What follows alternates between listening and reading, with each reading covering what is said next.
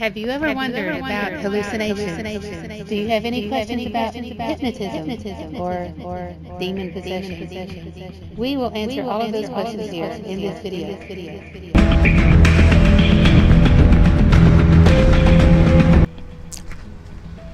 Bismillah ar-Rahman ar-Rahim. In the name of Allah, the most merciful, the continuous merciful, and this is a sequel for the first video that we have produced about, what they call the spiritual life, and but it is actually a touch of the devil. And what I mean by a touch of the devil, literally, it's that touch that brings you to a realm that is devilish. Ability where he could like touch you in your spine and you'd have this like Shakti thing and you'd have this energy run up and down your spine. You have these phenomena, everybody, they have this what they call the spiritual realm of things.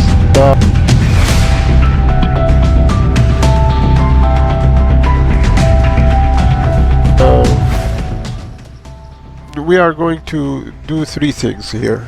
I wanted to mention that after my death and remembering who I am again, I entered this state of like disconnection of my humanness. I remember laughing out. Kundalini ability where he could like touch you in your spine and you'd have this like Shakti thing and you'd have this energy run up and down your spine. Of visuals occurs when an individual smokes about 5 to 25 milligrams of DMT. Obviously, on the lower end, you're going to get less visuals, but these are also the visuals that you'll experience on your way to the tunnel or a breakthrough. Stage 2 would be described as the closed-eye visuals that you experience at the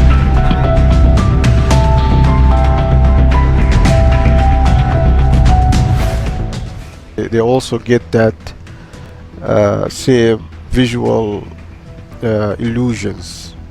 And remember, illusion, like the verse said, the first verse we started with,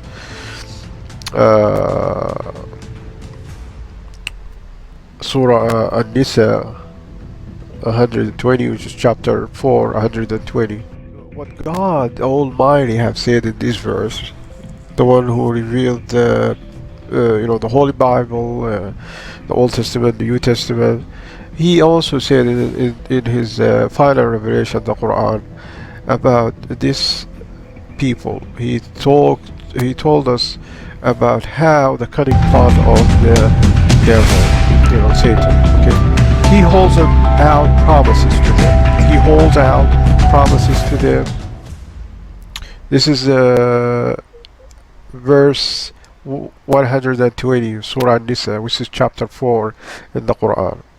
Website, there's so many websites you can find translations, and the translations part, for me, this is my advice, you have to find somebody who is well versed in the Arabic language, and actually ask him. Do not actually depend on these translations that are in the internet and they are printed in that regard, because I find that in many cases they don't get the essence of the meaning, and also that can make a person a little bit confused of what is the real meaning, right? But I speak Arabic as a first language, and English also. I do speak it fluently, so I can tell you from that background that I advise for Arabic to ask an Arabic native speaker of certain words, or go and learn Arabic yourself, but that can take time, so it's up to the person what he wants to do. Anyway, let's go back to the subject now. We don't want to get off track here. Okay, he holds out promises to them and fill them with vain desires. Yet whatever Satan promises them is but meant to delude the mind. Alright? The mind. To delude the mind. So this is very powerful here. Okay, so remember that. Oh, so another translation, it says Satan only makes them false promises, deludes them with empty hopes. Truly Satan promises them nothing but delusion. Remember, so delusion is the false perception, right?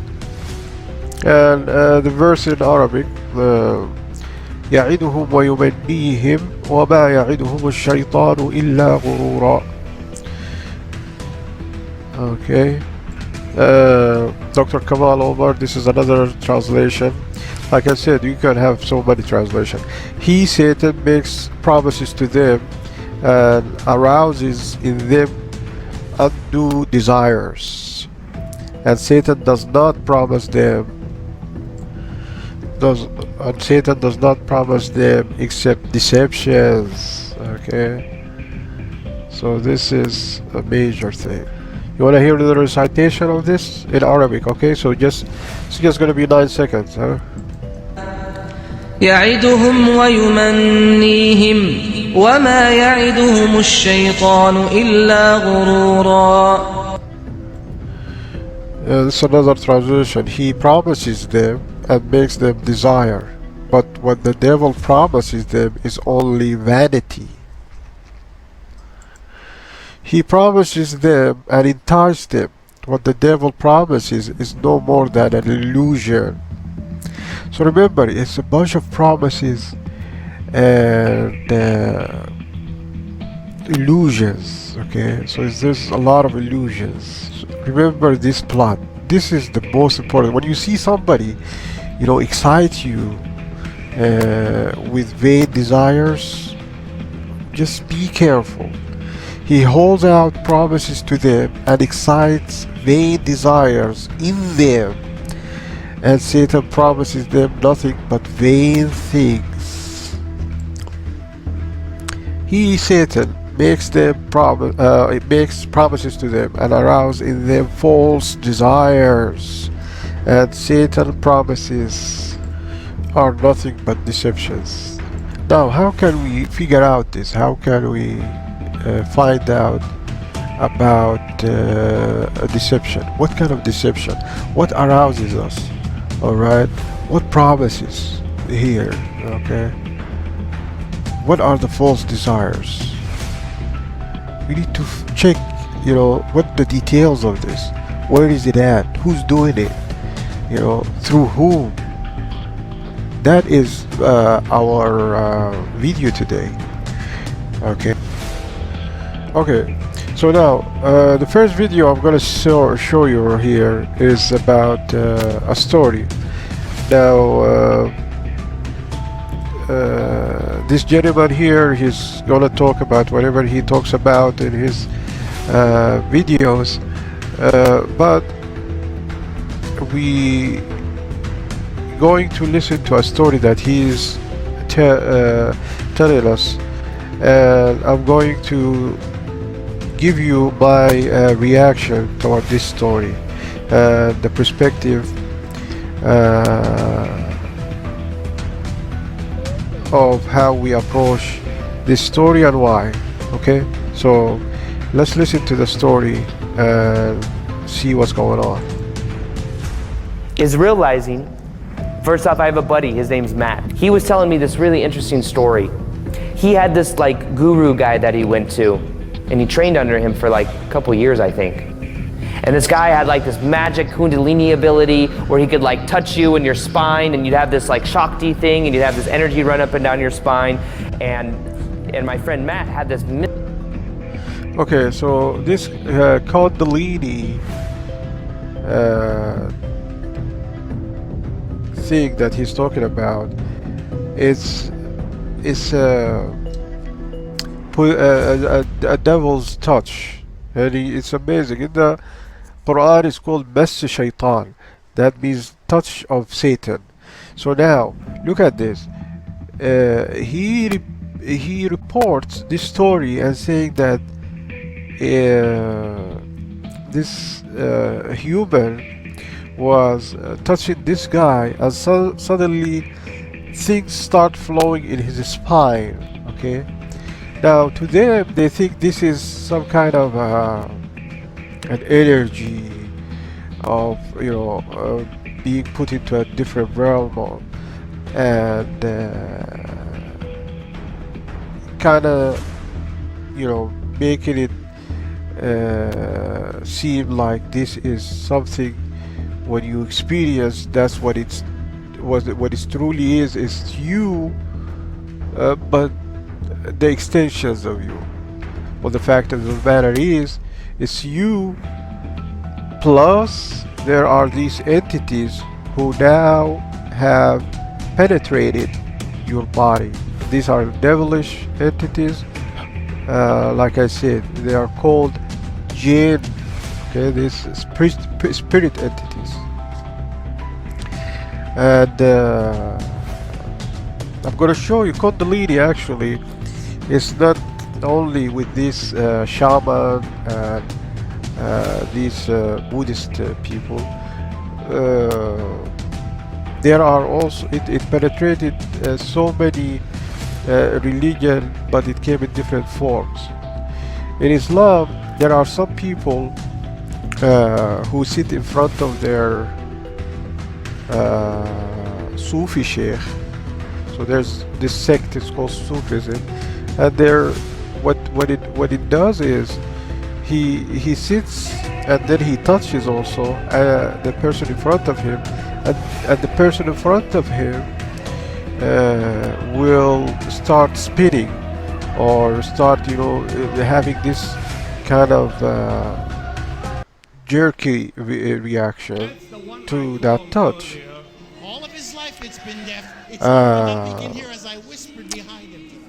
Also in the stages of these evangelists, okay, so you get these evangelists, they touch a person. Like I said, these people, they are holding within them these devilish touches. Okay, so when they hold a person, then they start jerking, and you could see they come in this format, in this religious format, in different religions, but God Almighty has never ordered us to do these devilish acts, but these devilish acts were put later by other devil advocates in these in the religions, by infiltrating them with these religious figures. You bring these religions together, you bring all of the picture, you will see that it's the same thing. It's the same thing, this Kundalini effect, okay? So we'll continue with his story. He went to this workshop that his friend told him about, where this mystical guru guy was, and he didn't really believe in it. But this guy came up behind him and tapped him on his neck or his shoulder, on his head or something like that, and he had this profound Kundalini awakening experience. And it was so profound to him, and it was so life-changing that it changed his life forever. Now what happened is he went home, and his whole entire life fell apart.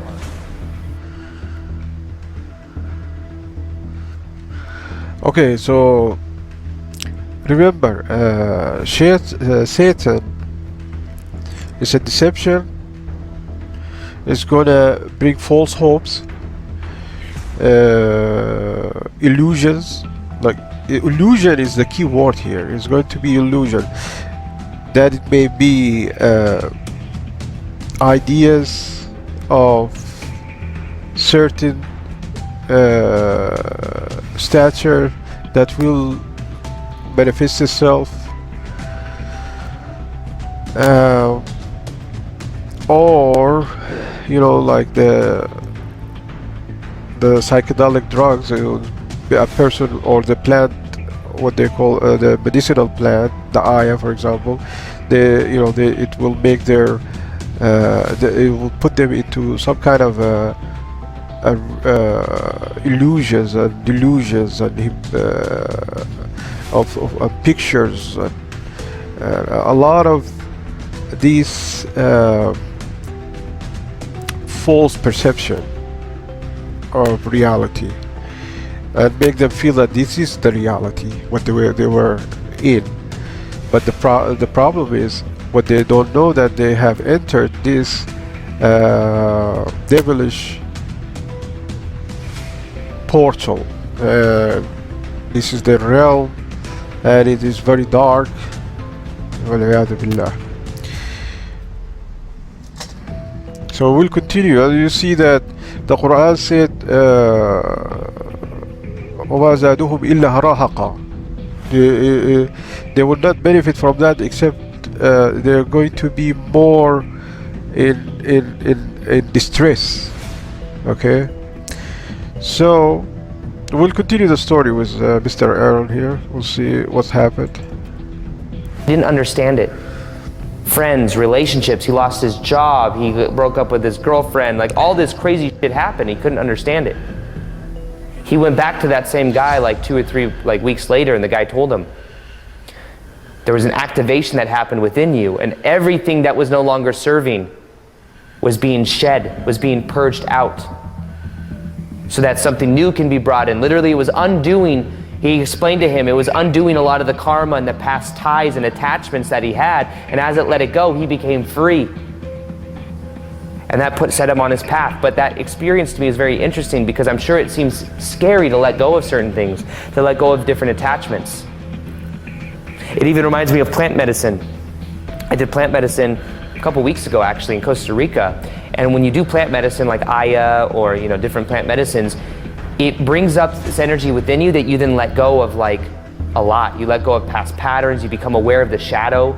I became aware of my own shadow. I realized I was falling into other people's frames, and a lot of it's because I had the lack of clarity of my own frame, and it was a lot of me becoming aware of the shadow. But what I realized is since then, my life has completely been reconstructing itself in so many ways.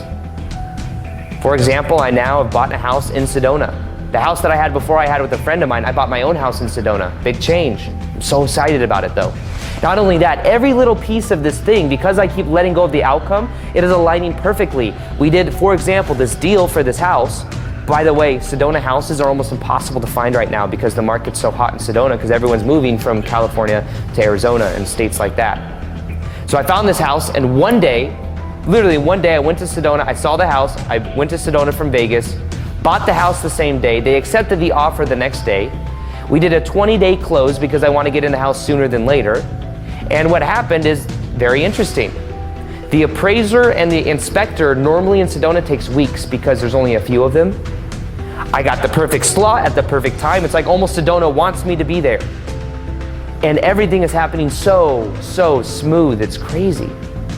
But in the beginning, I was attaching myself to the outcome, and I had to keep catching myself. And the more I let go, the more these things just happen. I'm just trusting the universe. But it's all happening, I believe, as well, because when I do plant medicine, is deconstructing the old identity, the old control system. And one of the biggest lessons I always get on plant medicine is to let go. Let go of control. Control means you don't trust the universe. Control means you're infusing resistance. Control means you're being attached. And if you let go, you then become free. Your energy is magnetic. People can feel that on you. The universe wants to give you things because you are more energetically free. Whereas the attachment is creating the resistance. So remember, the story that we heard, we see how Mr. Aaron kind of tried to sugarcoat it to his friend. Now, because his beliefs, wants him, does not allow him to think clearly about the shaman and what he did. He is taking it from his level of understanding, or his camera is telling him, hey, maybe this is the right, not maybe, to him is this is yes, this is should happen, and it's just because it's going to be better for that guy somewhere else. But the story is clearly saying that the guy or his friend life became miserable. I'll show you a verse in the Quran talks about how that the jinn, seeking them and being under their uh, uh, instructions on things, how can it uh, causes confusion and causes also a person to be more into the Quran calls it rahaqa. Okay, we'll listen to the verse in the Quran. I'm gonna turn. وأنه كان رجال من الإنس يعوذون برجال من الجن فزادوهم رهقا. صدق الله العظيم. Truthful is God the greatest. So the verse is saying, and this is in Arabic, that a group of there are some humans who used to seek refuge or ask these jinns to help them. And Allah subhanahu wa ta'ala is telling us in this verse that it will cause them to be more in hardship and in humiliation, as you can see in the story. Well, let's see some of the translations. Okay. Yet it has always happened that certain kinds of humans would seek refuge with certain kinds of such invisible forces, but these only increase their confusion. Alright? This is the clear Mustafa Khattab. He said, and some men used to seek refuge with some jinn, so they increase each other in wickedness. You know, so this could be this little like the shaman here is they become more wicked. Alright. So I mean, you can see the story. The guy went to a shaman. He touched him. That touch, Massa Shaitan, the touch of the Satan, and then he got this energy, this force of jinn going through his vein, and after that, the guy lost everything, lost his jobs, lost his life, destroyed his family, lost his family, but yet he came back. He philosophized what happened to him and kind of twisted it with deception, right? It's a deception, like we said in the previous video. So first, he will give them false perception of or cause and reasoning. We could see that. I mean, why would all of this happening, and then he is deceiving the person by taking him out from the real cause, and he's telling him, he's giving him hope, or false hope actually, that hey, this needed to be done because you're gonna be having more and more of certain things, right? So there's always here, if you can see, there's the material thing, right? The material part and the material the material hope that this thing, which is his life, is going to be replaced with even better, right? Sahih International, and there were men from mankind who sought refuge in men from jinn, so they only increased them in burden. Yeah, in burden, right? So I like that translation. Some of them, by the way, they will tell you, these shamans or any person who's throwing these devilish whispers, they will tell people that you are calling upon angels. They will not tell you this is jinn. They will tell you these are angels or guardian angels, and they will give you deception, false hopes of certain things, that they will help you with life matters that whatever the life matters that can be, or any other subject. In any case, they are going to divert your attention and tell you that you are calling on Jesus. Well, this is false. The fact of the matter, you are they will tell you that you are calling upon angels, but the fact of the matter, you are calling these devilish entities, the jinn. And they will claim whatever they're gonna claim, but these are jinns and they are devilish entities, and you are associating partners with God. You are obliterating the first commandment if you do such a thing when you call upon these entities. They increase them in arrogance. It's the burden. It will be more of the literal translation, and more of when you have the burden, you will see. I mean, you're seeking refuge with this entity, associating partner with God, and God told us in the Ten Commandments, never have partners with me, or basically take Him as the only God. So when you go and seek these entities, you're associating partners. You're basically obliterating the first commandment, and when they will increase them, and they will not do anything to him.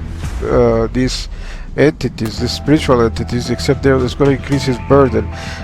Burden will cause confusion, right? Like he went for to be better, but actually things got worse, right?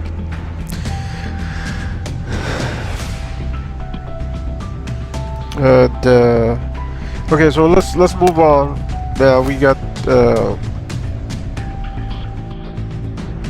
right. So the next video is about that plant medicine they were talking about.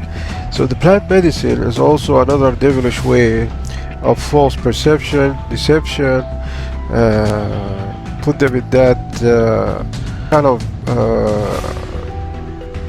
mood, but they think this is an awakening, that their spirit is awakened, that their self has went to their true self. On the other hand, what happened is they were possessed by these entities inside their brain due to the chemicals of these plants, like marijuana, LSD, and these plant seeds.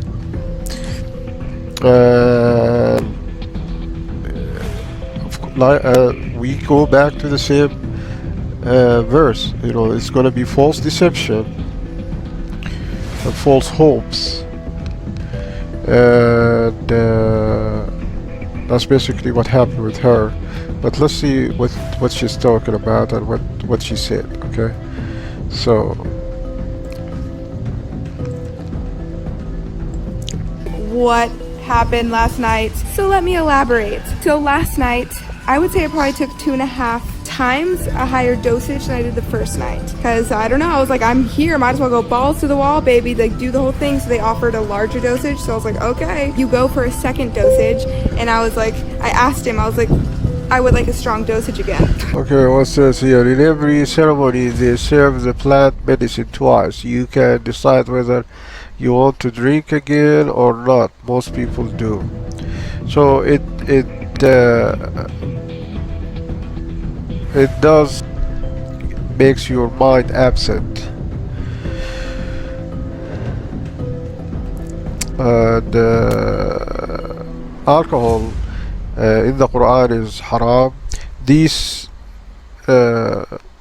medicinal medicine that takes off, haram means forbidden by the law of. So the law meaning God has ordered not to do this matter. medicinal medicine that takes off takes you off from reality is also haram. Dope, marijuana, and all of these medicines are you're being susceptible to these devilish entities to go to your conscious mind. experience that what God is telling us and forbids us from interacting with such entities. That you will see that the deception and how they're experienced. Let's see. Terrible idea. Because your girl had an ego death. Ego death is a complete loss of subjective self-identity, fundamental transformation of the psyche. Ego death is a phase of self-surrender and transition. Basically, I had completely forgotten who I was, and I became nothingness. Just absolute nothingness. Almost felt like I was just a soul. So this is what happened. Mama Ayahuasca kept asking me to think about death. Like ponder it, actually how it feels to die and everything. And I don't want to fucking think about that shit. So I kept I guess the plant, she calls it Mama Ayahuasca. Well, yeah, sure, yeah. She calls the plant Mama, but this is the plant. So whatever that appeared to her after taking the plant will talk to you, guide you, and answer questions during your trips. See? So these are the spirit, the spirit devilish demons that plays inside the mind. You're showing this stuff for a person to have an informed choice, because hell and heaven is after you get informed choice. So this is informed choice, so don't be deceived. But we will continue on what she's saying, that way everything is clearly apparent. to think about death, like ponder it, actually how it feels to die. Some may believe this is your higher self, but I believe it was. Okay, so she did see something, and like I said, Satan, we will philosophize this, experiences. They will call it higher self. Now that's what's being, transmitted to these people as a way of explanation, kind of like what the shaman said to that guy who lost everything due to that devilish touch. But in any case, they call it here the higher self. Okay. Now she's saying, but I believe this is the spirit of ayahuasca. So she did see something, and we tell her that this is the jinn, the demon that you have encountered, and you encountered because you went there willingly. You are susceptible to these entities, and they were able to play with your mind. They can, these spirits, if they go to the brain, they can control that area of perception. Since we learned that from Project 1 in my video, Project 1, and this video is Project 2. What we saw on that video, that the visual cortex is affected, the auditory cortex is affected, and among others, and that is the research that we have proven to be scientific by Professor McGrath, alright, in Australia. And from this forum, I really thank professors and the person who have brought that article into existence by actually presenting it to the world, right? Anyway, let's go back and see what's going on with this lady. Everything, and I don't want to fucking think about that shit, so I kept avoiding it, but it felt like really tense, like I was like running away from something. So finally I just gave in thought about death and just kind of sank into it. And all of a sudden I became an old man on a hospital bed hooked up to IVs, and I was dying. I knew I was gonna die, so my whole thought process, by the way, I was still me, but like in an old man's body in a hospital bed. Clearly I was having a little bit of difficulty explaining this situation, because how the hell do you explain the fact that you became an old man and you died? Like literally how? I still can't fully explain it, but I want to make sure you guys understand that it isn't just like some random hallucination. Like I am lucid during it. I was aware that I am myself, but I was in an old man's body and I was aware of everything occurring. And I still can't really explain it, but yeah. So I was thinking about like, I'm never gonna see my friends and family again. They're never gonna see me. There's no turning back now. This is it. This is it. We're going onwards. So I really had to like understand death, which was, holy shit. I will admit, I don't think I'm really scared of death anymore. That's really cool. So then once I pondered it, I was like, okay, it's time to die. And I finally just like let go and released. And there was kind of this blackness. And all of a sudden I was in this state of ether. It was just like this yellow peach color, just air and a little bit glittery, I guess. And it was just this realm, I guess. I don't actually know, but all that matters is once I got there, I became nothing. I didn't recognize myself. I forgot who I was. I didn't know my name. This is the only time, she said, this is the only time my actual awareness, lucidity shifted. I was still aware that I was on this medicine, ayahuasca, but I just had no conception of self. There was no I. So this type of talk, the what do you call, the Sufis, they have it in their books. Okay, there's some kind of the spirit world of demons. They share the same theme in different religion. They bring it about. Apparently they can come into people through these medicinal medicines, or the other thing is the meditation. You know, some people will start, you know, really getting into it with the music being played on, but somehow I found what I experienced. I found I would be sitting for meditation and the energy within me would start roaring and, you know, wanting to move up, which I didn't understand why. So I would try to control it and control it. Till my guru said, allow it to move up. You know. And I took the courage and allowed it to move up. And once it started moving up, I saw that a very dark black cloud was coming towards me. Okay? And coming towards me till I reached till here, covering my head, totally black, and I could see a form in there, you know, some form. And as it was, my energy started when it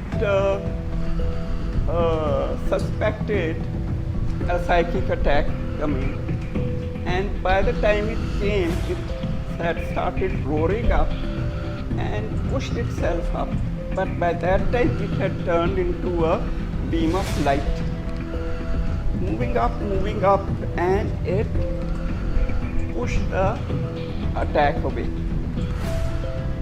It was so fascinating that we are asking for help from outside, God help us, God help us. Instead, if we just relax and allow the feeling that is transpiring at that time to dissipate itself, we have avoided a certain negative experience. You know? So any time you feel that uncomfortable or something is going to happen, it's best to relax in that and allow your energy, the God within, because God is not outside. We think whenever we are praying to God, we are praying to somebody in heaven. Now, my prayer, I used to wonder how a minuscule, a dot in humanity is being given this experience. God is too busy to focus on one person, not realizing that it is within me, and realizing my desire to know myself, it was manifesting that experience, giving it to me on a platter. So it's beautiful. So focus on within yourself anything that surfaces is only coming to, you're going to help yourself. Illusion is a big part of it. So she's saying that she's an old man, okay, and she lost self. So all these indicators tell us that this is what's going on right now. She is being under a delusion of some sort, and you know, her talk, that's what she's saying. It's up to the human being what he wants to do with himself and what he wants to have as his choice, right? And so, but informed choice is the most important thing. Informed choice. So the devil would not, you know, take you to his side if you really want to be with God's side. Then you have to know how this enemy of yours, or human being, or mankind, this is his ways to deceive you to his way. But if you, and so your work wouldn't be futile. We are telling you, you have to be informed of what exactly right and wrong, and don't be blurred with the delusions and illusions that the devil present to you through this portal that you are susceptible with when you take, for example, alcohol, LSD, ayahuasca, plant medicine,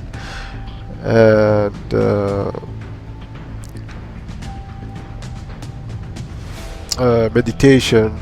All right, and like we said in the previous project one, you know, the project,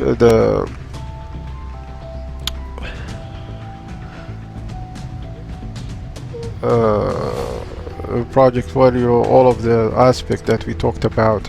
In my head, like there was no me anymore. I didn't even recognize my own body. Like, I would touch my body and be like, what?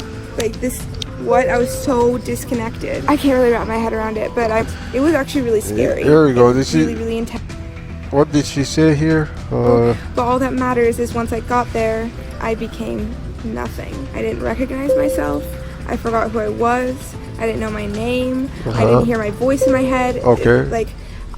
Like there was no me anymore. I didn't even recognize my own body. Like, I would touch my body and be like, what?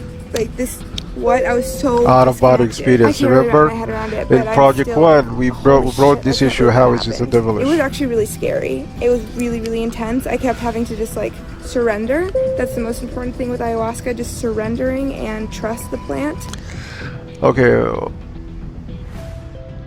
And this gentleman here is going to describe what's going on, and thanks for all of these folks who give their own experiences, and we'll see. Like I said, we are just presenting informed decisions, so everybody can pick and choose what they want in life. The hereafter, there's always the day of reckoning. If you have an informed decision, your work will not be futile, and always you seek the truth. Ask God. We ask God to guide us all to the truth. Whoever wants the truth, right? Now there are other people who know the truth, but still they go against it. Those are not part of the people that we are concerned with. We are mostly concerned with the person who just doesn't know, right? Okay, so action. Of visuals occurs when an individual smokes about 5 to 25 milligrams of DMT. Obviously, on the lower end, you're going to get less visuals, but these are also the visuals that you will experience on your way to the tunnel or a breakthrough. Stage 2 would be described as the closed-eyed visuals that you can experience as you're entering the tunnel, hanging out in that waiting room, or chilling as you watch the loading screen.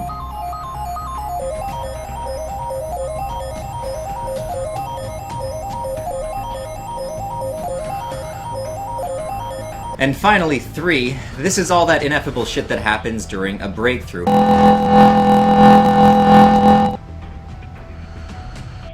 Again, they have these terms, you know, breakthrough. Pass out, I guess. The first thing I'm going to do is compare the visual effects that are experienced on about, well, I don't know, 10 to 25 milligrams of DMT to the visual effects that can be experienced on about 100 to 150 micrograms of some potent, accurately laid LSD blotter. Starting with Dimitri, on this dose, everything can start looking a lot more rounded. Any sharp edges you're looking at can look more round, not to mention everything looks a lot more symmetrical. Faces in particular can look very beautiful. There's also an increase in pattern recognition to the point where if you're just looking at, say, a plain blank carpet, it can almost appear as though there's these geometric formations pulsating, you know, gently up and down out of it. The entire world can also look a lot more vibrant, colorful, and just bright. Oh, look at the jump! DMT also has this rather unique effect where it appears as though there's a color filter overlapping your eyes, and everything has more hues of orange, red, or green. I can also experience this almost indescribable feeling as if everything just looks more beautiful. It's like everything looks more real than real. Almost as if normal vision is 1080p, and with the DMT bouncing around in my brain and tickling my receptors, it has somehow upgraded my visual input to be able to receive 4K. None about. Now, comparatively, on 100 to 150 micrograms of LSD, instead of everything looking more rounded and symmetrical, things start to breathe and shrink a lot, especially if you're looking at an object up close. However, when you look at something from afar, like say a beautiful landscape, it can almost have this wavy underwater effect, which can kind of make your vision look like it's 2D, like you're looking at a screen instead of actually being fully immersed in three-dimensional reality. People's faces and heads can also start to do some pretty wonky stuff. For example, any creases or wrinkles or moles or freckles on their face can almost appear as if they're being drawn on with watercolors from one second to the next. It's like there's this invisible hand holding a paintbrush that's just sketching everyone into place all the time, making the entire world kind of look like a painting or almost like a cartoon. Well, on LSD, the world can look much brighter and more vibrant. However, on LSD, unlike DMT, the contrast gets turned just way up. Now, unlike with DMT, on LSD there's no color filters overlapping your vision. And instead of everything looking more real than real, as I said, everything can start looking fake and kind of cartoony. However, even though at times it does feel like you might be in a cartoon, LSD has a similar effect where it feels like your vision has been upgraded to more high definition. The best way I can describe this is on LSD, it feels like you have better peripheral vision,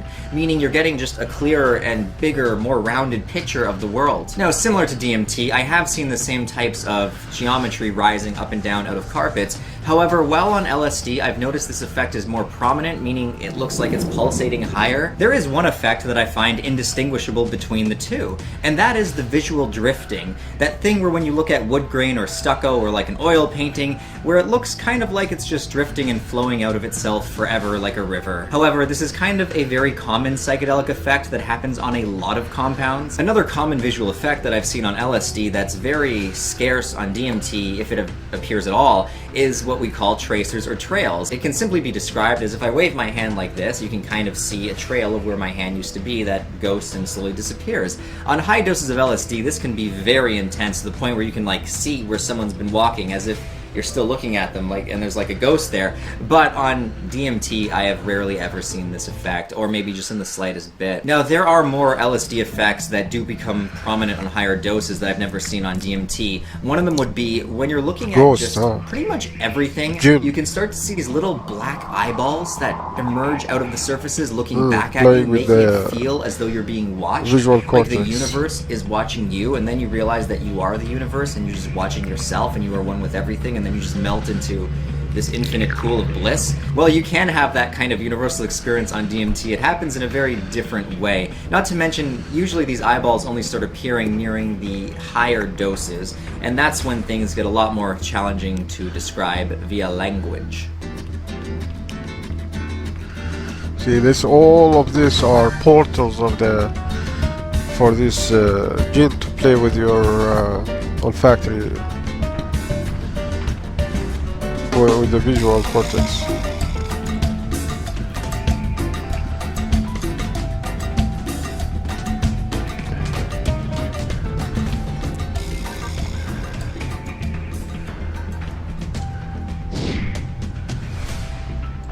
The visuals are so very different.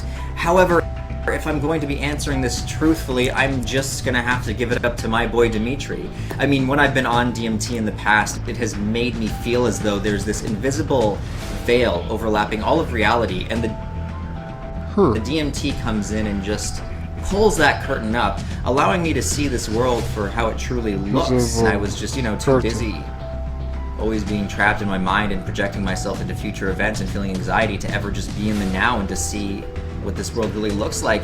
But I feel like the same effect can happen when you practice things like meditation or just practice things like increasing your level of awareness. I do feel like these states can be reached on their own, and I feel like when you reach them without drugs, they're a lot healthier and more sustainable. But of course, not even smoking DMT can compare to the remarkable visuals that one can experience when they smoke DMT well on the peak of an LSD trip. However, that's something I'm going to get into in the next part. Actually, on second thought, I think I'm going to wait for the next. Alright.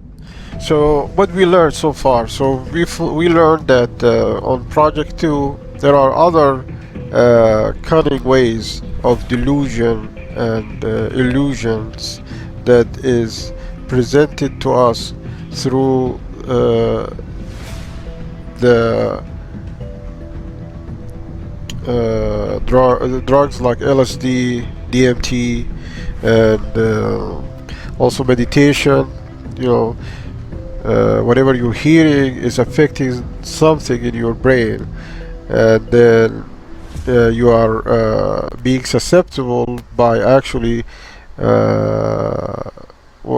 like that lady, she said, you surrender. So if you surrender from the beginning, you want this, you're going for this stuff, know that you are going into a route that is devilish, and you are being susceptible to these entities to play with your brain. And when you play with your brain, you're gonna be in a more rebellious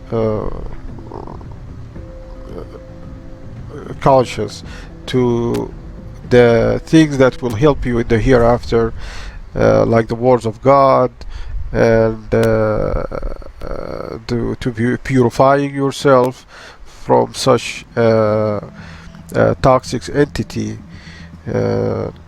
We hope that this video can shed some light on some of these issues that are out there, and people, they are going for it blindly, seeking false hope, delusions, and it's not going to help them in the hereafter. Now, the only way, of course, there's always a way back. You always can change that route that you're taking in your life by actually praying to God, the All-Merciful, the true bliss, to guide you, to give light to your heart to see the truth, and for if you went through that route, to help you to stop it and to repent, and you're going to be sincere in your repentance by never going back, and you're going to be firm, disciplined on your pact with God, the Almighty, the All-Merciful, that you are going to be in the right path. And as I said, if you want insightful clarity of what the Almighty, the one who created us and originated the heaven and earth, if you want an insightful clarity about what he's saying and what is going to help us in this life and the hereafter, the Quran. The Quran, it's a holy book. It's for you also to explore, see if it's right, wrong, and always, if there is any kind of misconception or doubts that was presented by people from outside the believers of the Quran, you can always address that, ask questions, keep asking questions, and your mind will never fail you. The mind, as the premier imam has said, Nassir Mohamed Al Yamany has said, the mind will never betray its the beholder of the mind, right? I guess today is I'm kind of solo on presenting this video, so hope you have a blessed day. Thank you for watching, and for the next project, this project 2, all right, see ya.